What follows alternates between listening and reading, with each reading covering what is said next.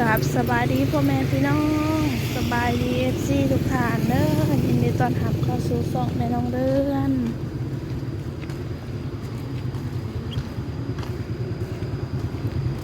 บรรยากาศตอนบ่ายๆหลังจากออกจากห้อง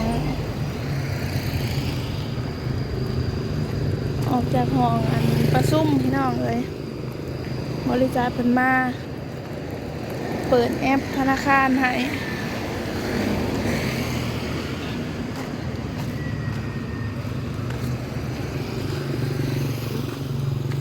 มาแล้วก็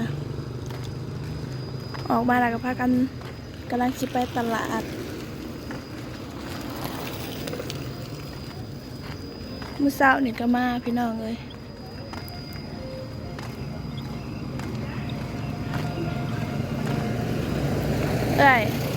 มาเวียงครั้งแรกในชีวิตมาใส่เงินบ่มาละลายสับพี่น้องเลย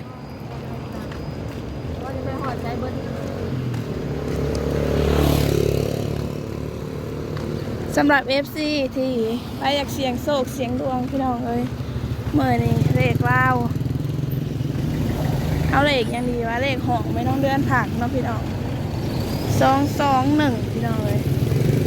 เด้นี่กระเป๋ายายยืมน้ำเหล้าบ่ได้บ่ยืมแล้วพอใหญ่ยืนอยู่เนื้อห่านอันนี้ชิบมีบ่ห่านแนวนี้แต่เก่ามีเนื้อห่านแนวนี้อ๋อเลือกเขาเนื้อห่านแบบนี้เด้เลือกกระเป๋านักเรียนเกือบผ้าใบ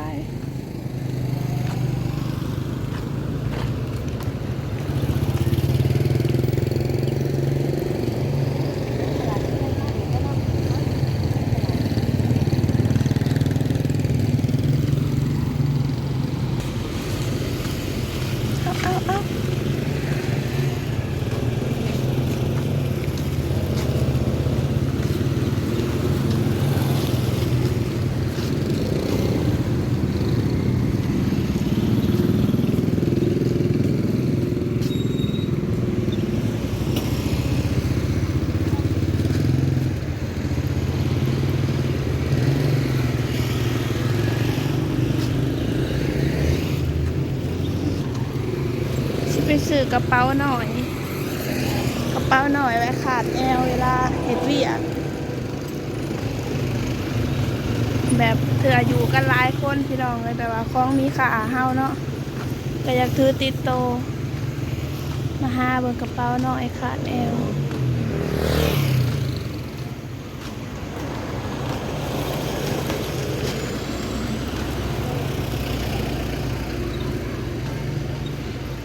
เขาคือบ่ถามเบิ่งบ่จ้าว่ามีบ่จ้าเขาคือบ่ถามเบิ่งจ้าว่ามีบ่จ้า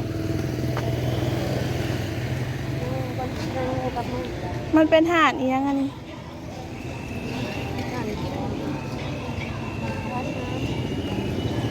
โอ้นี่ได้ตลาด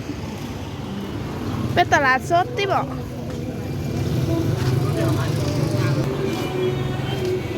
เป็นตลาดสดพูดโซนนะผู้เอ๋ย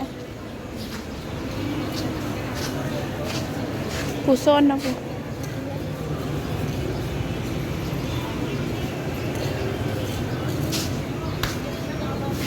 กับข้าวมากไหมทุเรียนเดี๋ยวเห็นทุเรียนน้ำลายพี่น้องเลยเอาไปกินอยู่ในห้องจะว่าได้ป่ะจ๊ะเอาบ่ยอกจ้ะทุเรียนไปกินอยู่ในห้องคืออยู่ดับการอุ้ยแล้วบางคนกับบ่มักบางคนกับเมนเนาะตลาดเวียงจันทร์ยิ่งใหญ่อลังการงานสร้างอันนี้เป็นนมเหนียวนมบ่เหนียวนมน้ำส้มสารพัด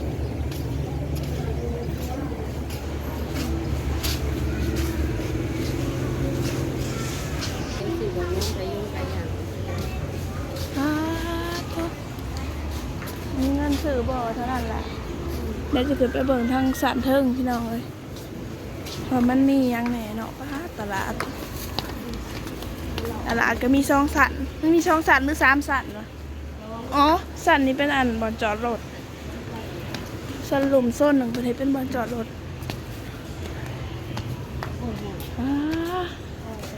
หอนดีรอ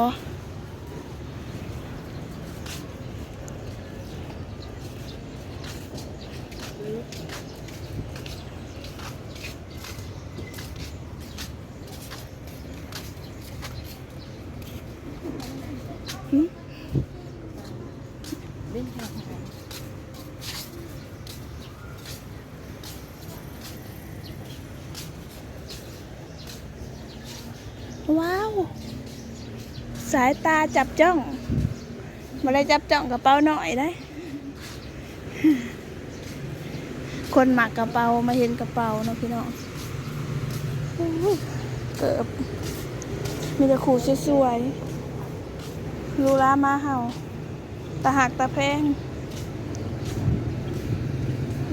พี่น้องไอ้สันเทิงอยู่ทางนี้เย็นเนาะโซนนี่ถ้าต้องทามชาวบ้านเราอ่ะเพราะว่าเล่นเข้าบ่หอยนะกระเป๋าผู้แรกหลอกไปบนนั่งผู้จังทามเขา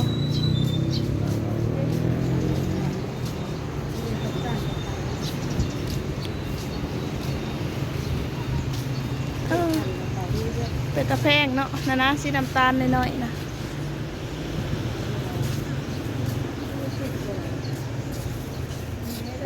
สวยดีนะ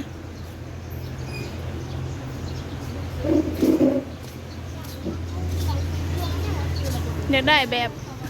ว่าถือสบายนะมีหน่อยดำๆคักเซลจับแบบลอยเสือโป๊กไว้เลยแบบโบโพนะ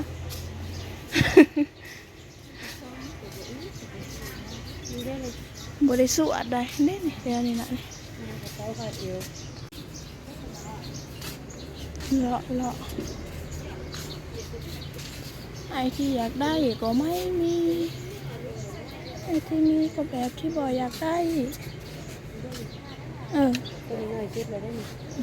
สีดำดอมมันจะมีแบบน้อยกว่านี้อีกได้มันจะเป็นผ้าทาบ้างจะมีใบเท่าไรเนี่ย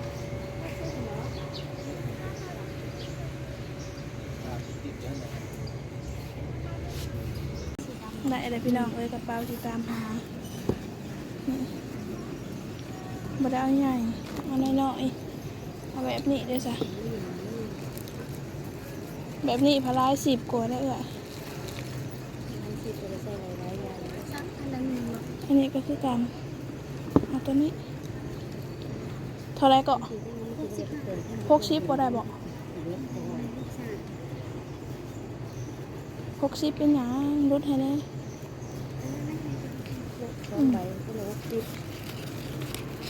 น่ะกระดาษ60ยังเงินบ่จ่ายสดมีจะโอนบ่หรือได้ไรโอนได้อยู่ ใส่เงินบริจบจะไหมมันม่วนพี่น้องเอ้ยสแกนหลุดปืด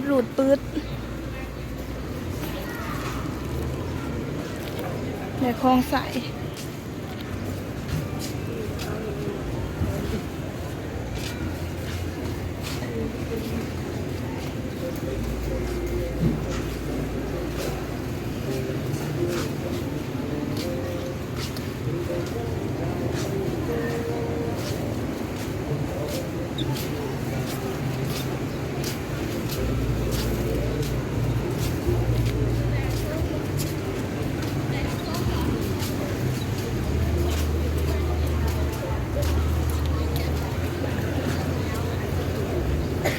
เป็นตาแสบอยู่ได้พัดมีอ่ะเป็นตะยาอีหยังสั่นขนมของหวาน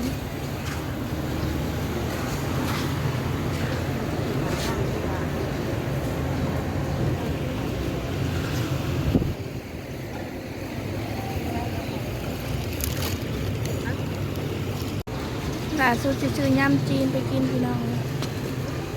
หัวหมู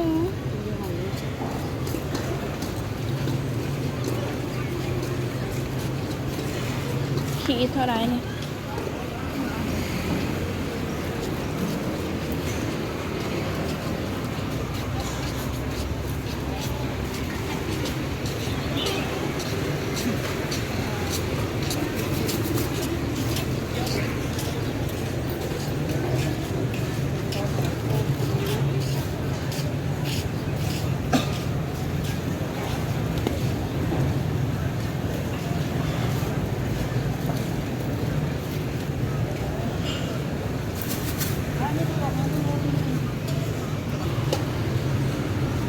ซื้อยำจีนไปกินพี่น้องเลย ทำไมบ่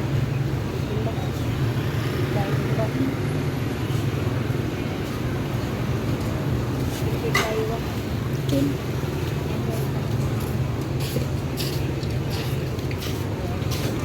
หักบ่เอาก็ได้คันบ่มากจ้ะ เอากินในเบิร์ด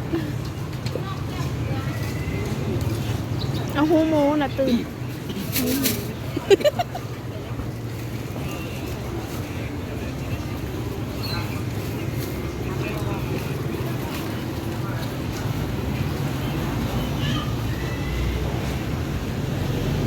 ป้าอาหารเพื่อนพี่น้องเลย